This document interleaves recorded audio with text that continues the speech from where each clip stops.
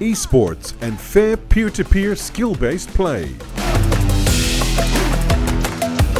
Moderated by Becky Harris, UNLV.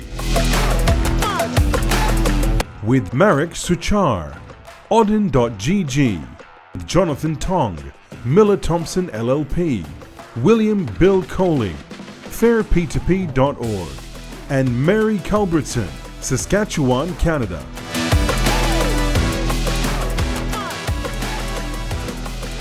Good afternoon, everybody. We're going to go ahead and get started with our monetized competitive peer-to-peer skill-based games discussion.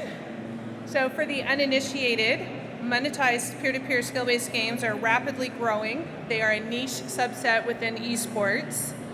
Peer-to-peer skill-based games come in a variety of types, and they are anything from a word game to an arcade game to card games, game platforms, and there are several that already exist, with even more on the horizon, are simply the venue by which these games are able to be made available to the public. So platforms provide necessary physical or virtual space. They enable competition to take place. Sometimes they supply the equipment to facilitate it, and also arrange for the space and the equipment, or either. Success in monetized competitive skill-based gaming is determined by the skill of the player and not random events or chance. And that's really an important distinction because it's not gambling, it's true skill-based play. As such, monetized competitive P2P skill-based games are not gambling. As long as the game is deemed to be one of skill, players of electronic skill-based games wishing to engage in peer-to-peer transactions for cash prizes based on their play are not subject to regulatory oversight or approval by state gambling regulators. And that's particularly critically important in both the US and in Canada. Currently, most skill-based game platforms operate in about 37 US states. There are a couple of US jurisdictions that require registration and licensure through the gambling regulator, even though they're games of skill, and there's some that it's just too murky to understand. In Canada, there are platforms that actually have licenses, as well as platform providers that just exist without any kind of gaming regulator involvement. So let's take a minute to clarify what monetized skill-based gambling is not. It is not skill-based slot machines for play that exist in a gray market and exist outside of casinos. It is not skill-based games found in various US states in their gray markets, nor is it of the social sports betting or fantasy sports betting products that are labeling themselves as skill-based games. Joining me for our discussion today, we have Bill Coley, Executive Director of Fair P2P, Marek Suchar from Odin, Jonathan Tong from Miller Thomson, and Noah Krugel from Beyond Gaming. So I'd like for each of the panelists to kick this discussion off by describing their background and where they fall in the ecosystem of the skill-based gaming. So let's go ahead and start with you, Jonathan. Thanks for that, Becky. So my name is Jonathan. I'm a partner at Miller Thomson, national law firm. I primarily practice in securities and capital markets, but I obviously work with a lot of startups in the commercial space and the business law space. I specialize in a gamut of a wide range of different industries, but esports is definitely something that I'm particularly interested in. I like the growth potential. I like the scalability potential. I think that there's a lot of uncertainties with respect to the regulatory framework, the legal framework, and I guess that's kind of where I come in. I think there's a big gap between where the company and the industry is ready to be at in terms of numbers and success and scalability, and at the same time, there's that gap with where the regulations are. And we'll talk a little bit more about that, but very interested in the topic. Thanks. We'll just go right down the line. Bill? Yes, my name is Bill Coley. I want to thank SiGMA and everybody for having us here. Like Iman, I got my first elected job was Director of Entertainment at the University of Dayton, and I think Iman and I were talking one time, that's how he got started. I went on, and he shows what you can do if you're apply yourself. I went on into politics and became a legislator in the state of Ohio. I became became president of the National Council of Legislators for Gaming States, and I've handled a lot of difficult types of legislation in gaming law and worked with regulators around the world in that capacity. In the course of my duties, I got to understand the regulatory mindset and how regulators try to avoid problems and try to keep the legislators from calling and complaining. So I got with that understanding. Then I was approached by Fair P2P, wanted to set up a environment where the industry could flourish without regulation and come up with solutions of a self-regulatory nature. And so I joined them earlier this year, and I'm very excited to be part of that, part of this panel today. Thanks. Noah? Hello. My name is Noah Krugel. I am the CTO and co-founder of Beyond Gaming. We run a service called Gamer Saloon, and it allows gamers to compete online for cash prizes.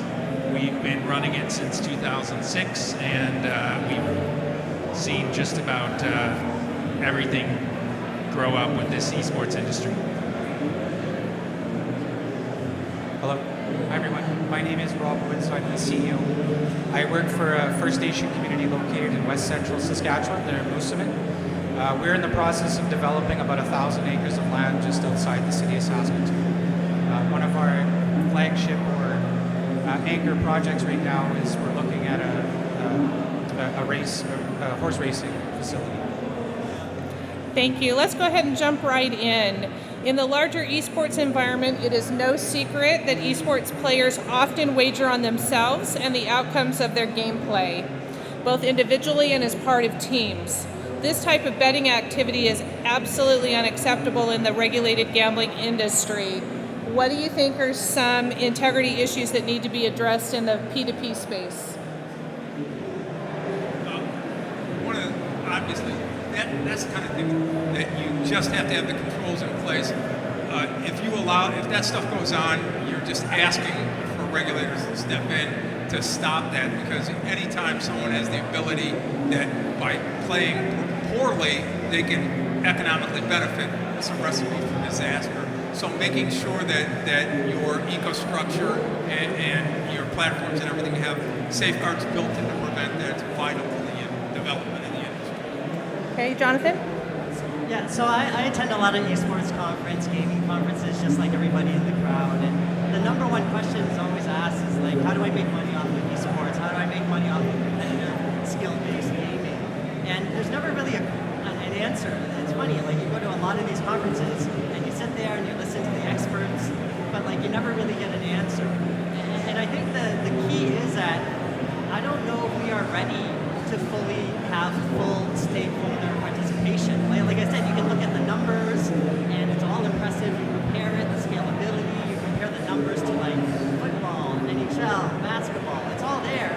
But why have we not gotten 100% commitment from the stakeholders?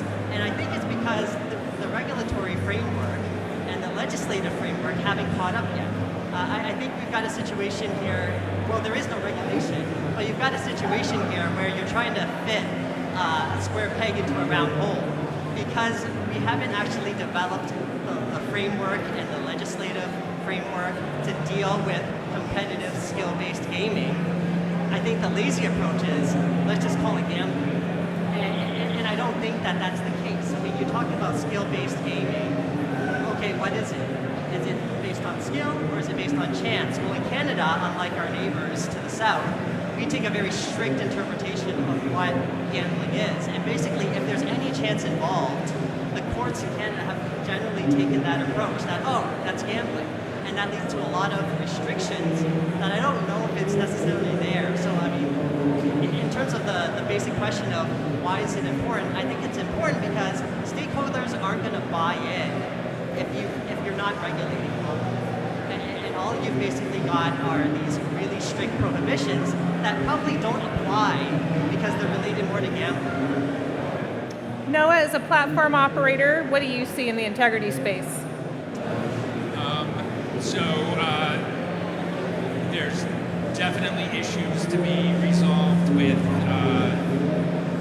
knowing your customers and the players, feeling comfortable that the people on the other side of the internet that they're competing with are to be trusted,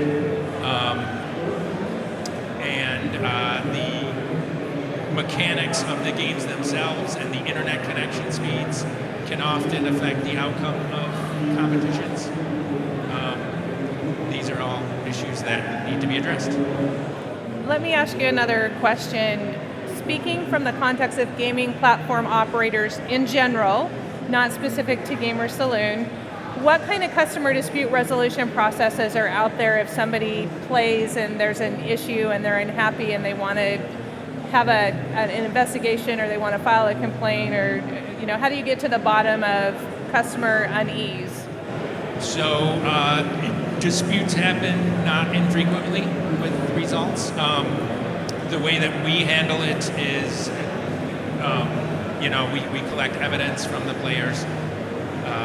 They often record their games, and it's much easier these days to record your games and provide evidence.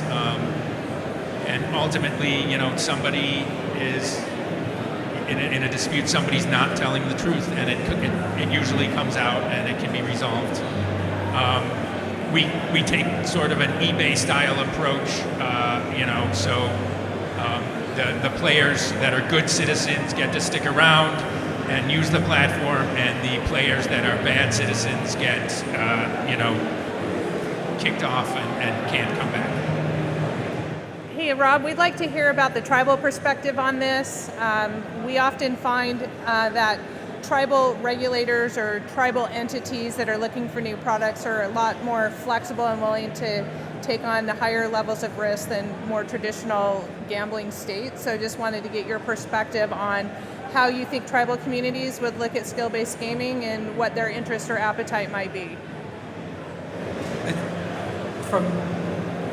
I think for any independent First Nation, there's always this perspective of their assertion of sovereignty.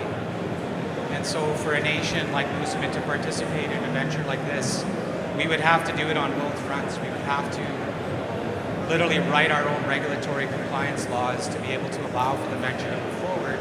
And then we would have to vet the operators and the management companies, or those that choose to operate within our territories, to be viable and to operate as integrity may mean something to a provincial or federal regulator.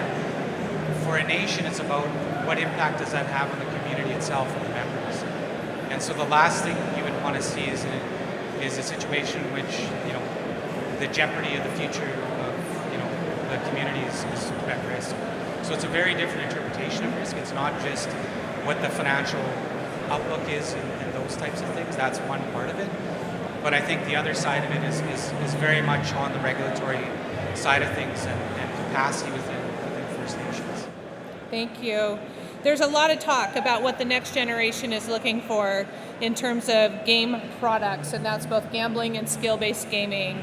And it also includes esports offerings. I personally think that we're long overdue for innovation in these spaces. So I'd like each of the panelists to just take a minute and maybe tell us where they think innovation is ripe for transformation, and then what kind of barriers maybe exist that are preventing us from innovating in this area. And I'll let you all decide who wants to go first. Were you able to hear the question?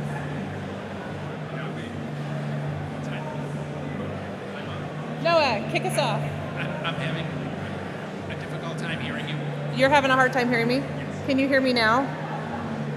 Okay, sorry, the atmosphere is a little crazy, right? So there's a lot of talk about what this new generation is looking for in terms of gambling products, skill-based games, as well as just esports generally. I'm curious to know from your perspective what you think are areas for innovation and why maybe the innovation isn't happening. Are there some barriers, whether they're structural or attitudinal or financial or whatever they are, why maybe there's some barriers to this revolution of innovation that I think needs to happen. Okay.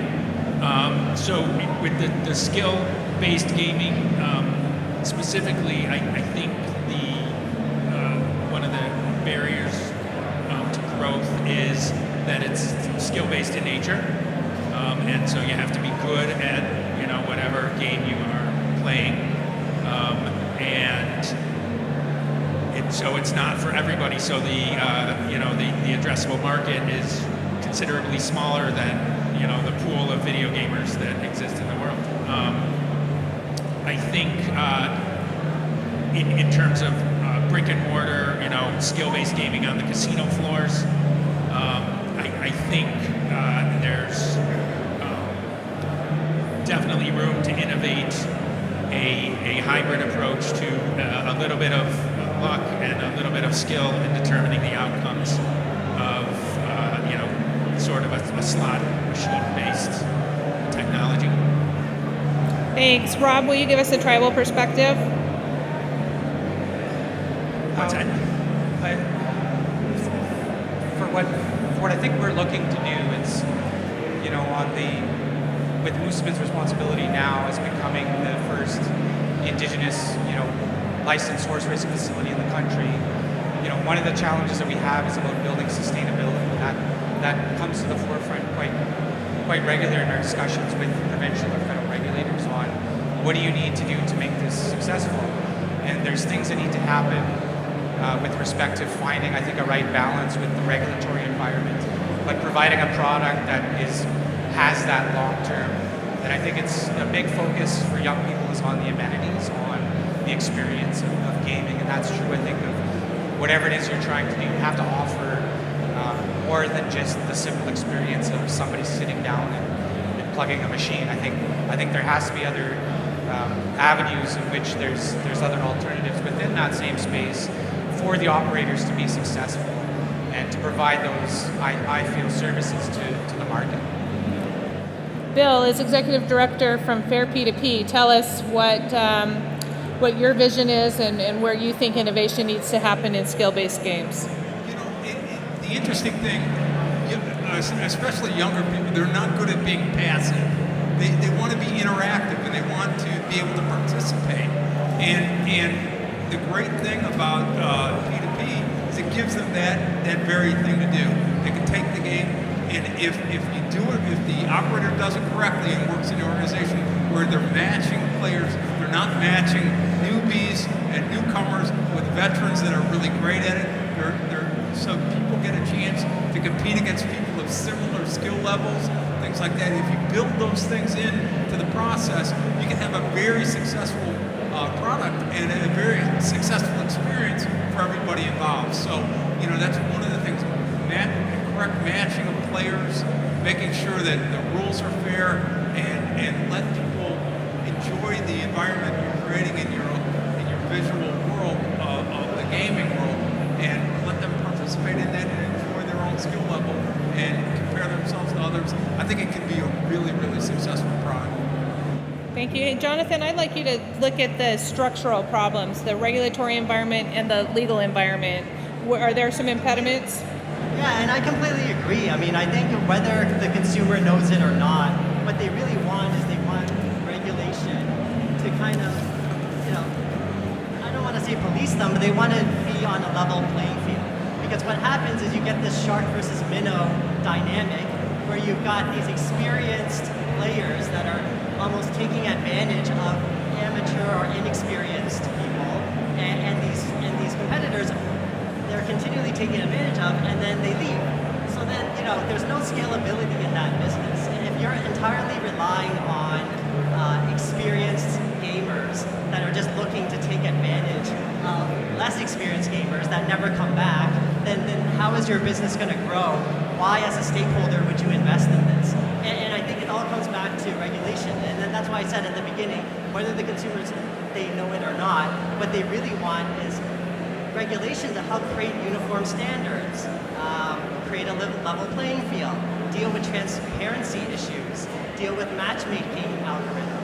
But none of that happens unless either there's a commitment by the stakeholders to kind of almost go to a self-regulatory body, or they also regulate themselves, or you put pressure on government. But I mean, we all know realistically how long that would take. So that's a great segue into our final question. We have about 5 minutes. Everybody, you get 1 minute to answer this question.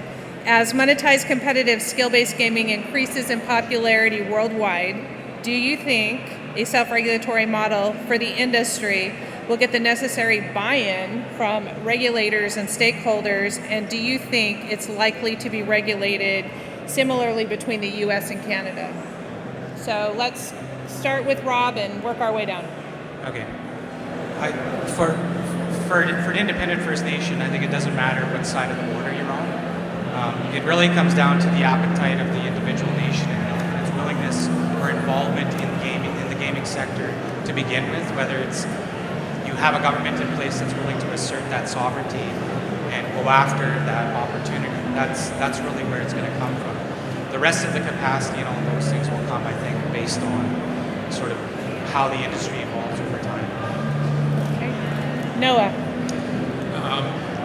So I think if the regulatory approach is a state by state or a province by province model like it currently is, then there's going to be a lot of growing pains there. I think you have to take a national approach to this thing, simply because in this day and age, the players are all over the world.